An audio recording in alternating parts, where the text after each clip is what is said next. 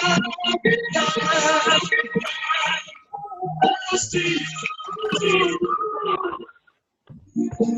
it away. All right, good afternoon, everybody. Today is Thursday, April 23rd, 2020. Like always, it's Mr. V, this is Espinet and Mr. Myles coming at you from Long Beach Radio Announcements. We are joined with our special guest, Ms. Berman. Hello, Ms. Berman. And like always, we have our super special, awesome principal of Long Beach Middle School, Miss Lori Beard, doing the Pledge of Allegiance. I pledge allegiance to the flag of the United States of America and to the republic for which it stands, one nation, under God, indivisible, with liberty and justice for all. You may be seated if you're standing. We do have one special birthday wish going out to Nico. Thank you and happy birthday. Mr. Myles, what do we have for our quote of the day? Well, for the quote of the day, we are coming from Far East regions with our brother Gandhi, Big Brother Gandhi. And he basically is telling us to be the change in the world that we want to see. So be the change you want to see in the world. Thank you, Gandhi. And in honor of Tropical Day, there's my tropical lemon bar. That's all we got. And now we're going to go to our person of the day. Go ahead, Missy. Go ahead now. Well, today's song of the day was Reach Out, I'll Be There For You by the Four Tops. And we're going to learn about somebody else who reached out. Yes, Sir Isaac Newton. Sir Isaac Newton, an English mathematician, physicist, astronomer, theologian, and author. He reached out and he caught that apple that fell on his head, leading to the law of gravity. So go out there, get inspired. You never know what may fall in your lap. Thank you. Mr. Myles, back to you. All right, a throwback to the National Junior Honor Society. We would love to let you all know that you do have a meeting today at 3:30 p.m. really soon on Zoom, okay? The password is posted on the Google Zoom Classroom, and you can find all that information there. Now we will go to Mr. V. Spirit Week. Today is Tropical Day, if you didn't notice. I got my Hawaiian shirt on. I got my Lays. I got my giant tropical drink here that's full of coffee because I have a problem. It's good coffee. So it's Tropical Day. So if you want to go to the Long Beach Spirit page and post whatever pictures you have of you celebrating this fantastic day in style with Hawaiian shirts, Lays, and anything else that you might have, please post it on our Spirit page. Now, to the best part of the day is Miss Berman here to cook with us today. Miss Berman, hi, how are you? I'm doing well. How are you? Oh my goodness. We are fantastic now because we miss your voice and we miss cooking with you, and this is great. So Ms. Berman, what is the super special recipe that you have for us today? So today we are making banana bread, and this is actually a recipe from a cookbook that I had when I was a child, and it was one of the first things that I learned how to make because I had this one cookbook and it had the 26 recipes in it. And so, this was letter B. So B for banana bread. So I made this one frequently. So that's what we're making. And I'm just gonna go ahead and adjust my camera so that way you could see everything that's going on my counter. Great. And Miss Berman did send me the recipe. I'm gonna post it here in the chat for everybody. Then I'm going to post it onto the Long Beach Spirit page so we all have the fantastic recipe for banana bread. And again, if you have any questions towards the end of our questions, you may ask them in the chat and we will get them up for you so everybody sees the recipe. You can copy that somewhere and put it in a doc, or you can wait until I put it on the school Spirit page, all right? Oh, the view changed. We got bowls. This is way more professional than we have ever been in our entire lives on this show. So this is great. The Today Show got nothing on us, let me tell you. one of the reasons that I chose to do banana bread, other than the fact that it's near and dear to my heart, is that a lot of us are trying not to waste food that we have in our houses because it's harder for us to get ingredients these days. So when bananas start getting a little bit like spotted where you might not want to eat them as much, it's perfect for banana bread. If you also have them and you're not ready to make banana bread yet, you can peel the bananas, put them in like a Ziploc and freeze them, and then just defrost them when you are ready to make banana bread. All right, now I'll get started. So I'm starting out by just putting all my dry ingredients in a bowl. So that's flour, we have baking soda, baking powder, and salt. And I'm just gonna whisk these together just to kind of incorporate them. Whisking also helps kind of break up all those clumps, similar to sifting flour. Then I'm going to put my like liquid ingredients or wet ingredients in the next bowl. So I'm gonna start by putting my bananas in. Now, do you recommend having 2 bowls so you can do wet and dry ingredients? I do. Because I normally just throw everything in one bowl and then it's a mess. You can, so you can do it all in one bowl, but I probably would then mix first all the wet ingredients and then add the dry ingredients. Like kind of do it in an order. Otherwise, it does get sometimes messy, and sometimes things don't get mixed in as well. So like, for instance, if the baking soda doesn't mix in well, I don't know if you've ever tasted baking soda on its own, but it does not taste good.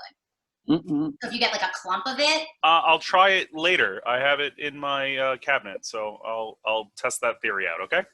And here at the Berman household, we compost. So I'm going to be putting my banana peels into my composter over here to then put in my compost in my backyard a little later on. Earth Day special. To my bananas, I'm going to be adding some sugar, oil, vanilla, and eggs. And I'm going to use my electric mixer just to make sure that that gets all mixed up. And it's nice and mixed. If you don't have an electric mixer, you could use a fork or a whisk. But for time purposes, I'm going to use my electric mixer. While you're mixing that, what are some food items that are a must on your house during quarantine? So I'm not sure if everyone knows this, but I am a vegetarian. So I eat a lot of vegetables and fruits. So any fresh produce, I eat salad at least once a day. So having lettuce in the house is definitely a must for me. And on a positive side, at Costco, the Beyond Meats are always available. Just saying. I have a bunch of Beyond Burgers in my refrigerator / freezer right now. So those are excellent. I really enjoy them. My husband is not a vegetarian, and sometimes he's like, it's not really the same. So he usually has meat, regular burgers. What's your view on imitation vanilla versus regular vanilla? Can we use them the same? Are they interchangeable? Or should we be leaning to one over the other? You said pure versus imitation? Yes. I always go pure. If you used imitation, depending on what you're making, it probably wouldn't make the biggest difference. But if you were making like a vanilla bean ice cream or something that like you really want that vanilla flavor to come out, you want to use pure, for sure. Awesome. I'm gonna use my rubber spatula to mix in my flour, because if I use the electric mixer, it would fly everywhere. It does that, yes. You sound like you have experience with that, Mr. B. I have a lot of experience messing things up and then learning from those mistakes. So yes. That's how we Life all lesson. learn. Yes. Life lesson, kids. Learn from your mistakes. There's no success without mistakes. I have a question here from one of our math teachers, Mr. Papetti. Yeah. He wants to know how important it is understanding fractions when it comes to cooking. Oh my gosh, it's so important. If you're doubling a recipe, so for instance, this recipe calls for 3/4 cup of sugar, and let's say you're doubling it. If you don't know how to double 3/4 cup, you're gonna end up with an awful banana bread. If you were halving the recipe, let's say, like you need to know how much you're putting in, so that way you need to know, like math. I use math constantly in cooking, all the time. I like every day. I actually, fun fact, also was a math major prior to family consumer sciences. So now I have just a greased loaf pan. I just sprayed it with some cooking spray before we started, and I'm gonna pour my batter into the loaf pan. Now I will say that depending on the size of the bananas, I've made this recipe, and it does sometimes make enough for 2 loaves, and sometimes it's only enough for 1. It kind of depends on the size of the bananas. Also, if you read the recipe that Mr. V is posting for you, nuts are optional. So if you add those nuts, obviously it's going to add quantity to it. You don't want to fill your loaf pan too high, because if you fill it up to the top, then it rises in the oven and it's going to just spill out and go everywhere. So I'm going to go ahead. I'm going to put this in my magical oven here. And look at that, it's done. Oh my goodness. Oh my goodness. The space-time continuum has been structured. Yeah, magic. So once it is done, you can slice it up, obviously once it cools. And I'm gonna go ahead, I'm just gonna cut into this. And I thought I would share a slice with Mr. V today. So this is what it looks like. And Mr. V, would you like a slice? Absolutely. Thank you so much. Oh, that's so nice. Look at that. It's amazing, guys. Service with a smile. I love it. It's banana bread. It is. Thank you for that. I'll try it later, I promise. Thank you. You're very welcome.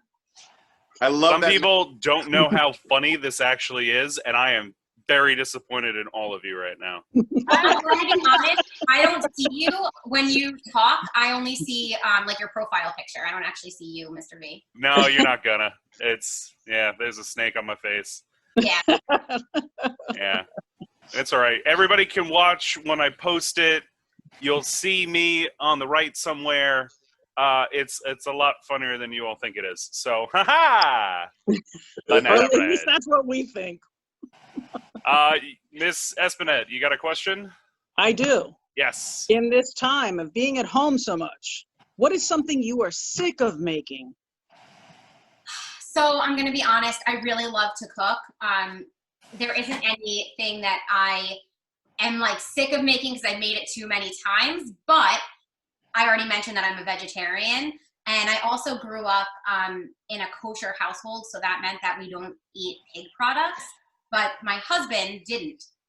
So I absolutely hate the smell of bacon, like more than anything in the world. I know people love that. I've actually never eaten bacon. I don't know what it tastes like.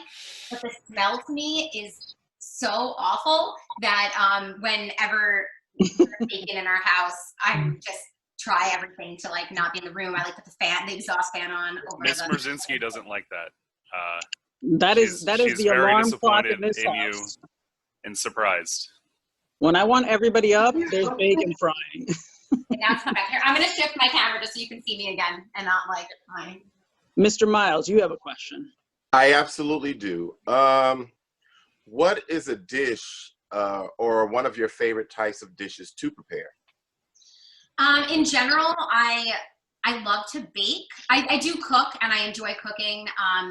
But there's something about baking maybe that because it's like kind of it's a chemical reaction that's taking place. So you have to put in the exact amount of ingredients. You really do need to follow the recipe. And I think I like that structure. So anything that gets baked, I enjoy. And I enjoy making it. I find it therapeutic. I do also enjoy cooking and adding, just a little this and a little that, kind of experimenting. But I do find something very comforting. Awesome. Exactly the right way. Okay. I have a question from a student, and this student must be responsible when I unmute him. Javen, you have a question. Javen, I'm going to unmute you now. Ask your question that you have for Ms. Berman, okay? And then say hi to Mr. Papetti like you've been asking me to do for 30 minutes. Okay. Okay, go. Is this your grandmother's recipe? So this is not my grandmother's recipe. It's actually, my grandmother is related to it in a way because she saved a bunch of labels from flour, like bags of flour, and mailed the labels away in order to get the cookbook that this recipe is from. Oh, that's so cute. That's interesting, though. So she is kind of somehow related to the cookbook, but she didn't actually come up with the recipe. That is an interesting way of getting a cookbook. Javen, that was a very good question. Thank you so much for that. Javen. Yeah, that was a great question. Javen, say hi to Mr. Papetti like you want to. Hi, Mr. Papetti. Chef boy up. Thank you, Javen. Yeah, he's been asking me to say hello to you, Mr. Papetti, for 30 minutes now. So Me too. yeah. Miss Barbara Vahey has a question for you as well. Miss Vahey, you're on the air. Hi, everyone. Hi, Miss Berman. Thank you so much. You're welcome. So when you are baking, do you prefer metal or glass? You mean mixing bowls? No. In the oven. Like you just used your metal loaf pan for your banana bread. Yeah. If I had a glass loaf pan, which one do you prefer? Does it make a difference? It doesn't make a difference. I just happen to have metal. I usually I have a stoneware loaf pan that I usually use, but I had two of the metal ones that matched, so I figured that's the only way to make my magic banana bread in 5 minutes. So so that's why I use the metal today, but normally I use the stoneware. It looks delish. I have a question. Miss Berman, have you ever made this banana bread with like almond flour or any other kind of flour? I've done it with whole wheat flour, but I haven't done it with almond flour. I liked it with the whole wheat. Free people. Mm-hmm. For gluten-free. Yeah, you probably could use either the gluten-free baking mix that they sell, or potentially the almond flour, or other types of gluten-free flours. You probably could use a mixture of them. But I haven't actually tried it myself. Okay, thank you. And my other question is vegetable oil versus straight up butter. So this recipe calls for vegetable oil. Ultimately, they both add like tenderness and flakiness to a recipe. So it really comes down to what you are most comfortable with. Some people will use like coconut oil instead of vegetable oil. It kind of, oil is oil. It's all gonna basically do similar, similar things for a recipe. It might change the flavor slightly, but it should still work. Do you think butter would be a better, like, does it change the like heaviness or the, like banana bread could be very heavy and dense? It definitely would change the flavor. Because butter has a different flavor than vegetable oil does, and you might need a different amount of butter versus the vegetable oil. Got it. Thank you so much. You're welcome. I got another question here from Miss Casper. Miss Casper, you're on the air. How are you? Hi, how are you? Good. Hi. Good. I wanted to find out if you could freeze the banana bread, and if you do, then what's the best way to unfreeze it? So we have frozen it before. Usually when I freeze it, I'll wrap it in like a saran wrap or something. I always label everything when I freeze it too, so I know when I froze it. And usually to defrost it, I just take it out of the freezer and either put it in the refrigerator for a little bit, or I'll just leave it out on the counter and let it defrost. Mm-hmm. But it does freeze really well. All right. I have one final question from Mr. Papetti. I'm going to unmute him. Hey, Mr. Papetti, thanks for coming back on the air. Oh, thank you. Yes, Miss Berman, I have a question. Yeah. I'm quite curious because I was wondering if vegetable oil comes from vegetables, and if it does, where does baby oil come from? Oh my gosh, that's a joke my dad would ask. I love that.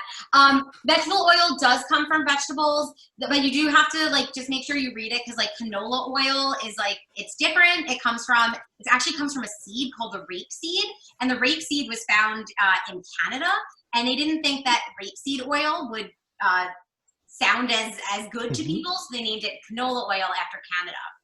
So you do just want to read, like, if it's 100% vegetable oil or if it is really something else. But it is, like, pressed from vegetables.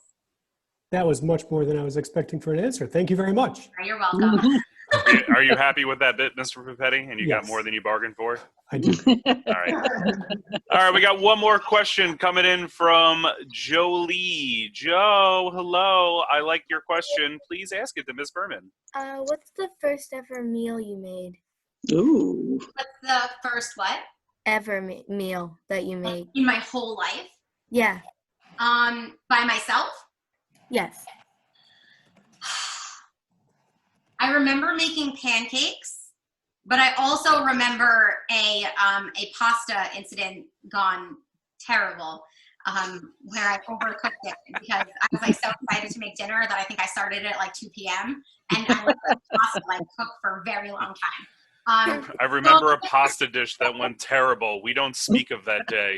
The first successful thing that I made, I'll say, on my own were pancakes. Also, actually, from the same cookbook as the banana bread. Oh, very nice. Your grandmother is Make that again. really mailed away a lot of stuff for that cookbook, huh? Yeah. And for Papetti, we have another part of your question answered. Baby oil comes from mineral oil, not actual babies. No babies were harmed. Let him have this, Mr. Myles. Let him have this. Come on. No babies. Listen, we're about entertaining and distracting. Yeah, and we're doing a good job of that. The distracting part. I don't know about the entertaining part. This is making me hungry. I could throw some of you this banana bread. We could do the movie magic again. Go ahead. All right. Does anybody have any other questions? Ms. Berman, thank you so much for being here. You're welcome. Anytime. Well, we're definitely going to have you on again, maybe for Cinco de Mayo, and you could show us how to make guacamole the right way. That sounds amazing. I would love that. Yeah, I would love that too. I actually won the guacamole contest in this team a few years back. We're learning so much today. It's fantastic. Yeah. That's what we're about. All right, everybody. Thank you again, Ms. Berman, for joining us for our new segment called What You Cookin'? Thank you. We got some plugs coming up. Tomorrow we have Miss Smith coming on the show with us for her own book review of the day and also talking about student organization stuff. Next week, we got a few special guests coming on. We have NHL VP of Design, Paul Conway, coming on the show with us. Wednesday, I know we bumped him this week, but next week we do have Mr. Biesma coming on so we can get to know our assistant principals just a little bit better. Thursday, we have Debbie Minerva. She is the copy editor for Random House Children's Books at Penguin Random House Publishing. So we're going to also find out what goes into publishing some books that we read every day. And then Friday, we have another book recommendation coming up from Mrs. Hopper. Thank you, everybody, for joining us again today. Don't forget, we're here every weekday at 2:40 p.m. We can't wait to see you tomorrow with Miss Smith. Ms. Berman, thank you again so much for being here. Can't wait to cook with you again. We really appreciate it. Thank you for having me. Anytime.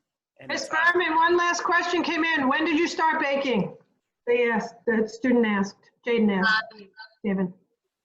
As long as I can remember, I remember helping my parents cook when I was standing on a step stool. I couldn't even reach the counter, which was probably last year because I'm so short. We got it. We got the joke in. My whole life. My parents always had us help out in the kitchen, so. Remember, guys, I'm going to post her recipe on the Spirit page. Any students looking to bake, please ask your parents for help. Do not do this on your own. Make sure that you are being responsible and you know what you're doing with actual supervision, okay? So, Javen, I don't want to see you running around next week with one of those electric mixers, okay? All right. Again, we remind everybody to stay home. Stay safe. Be healthy and remember, we're all in this together. Most together we can. And about to get up. Ain't good enough.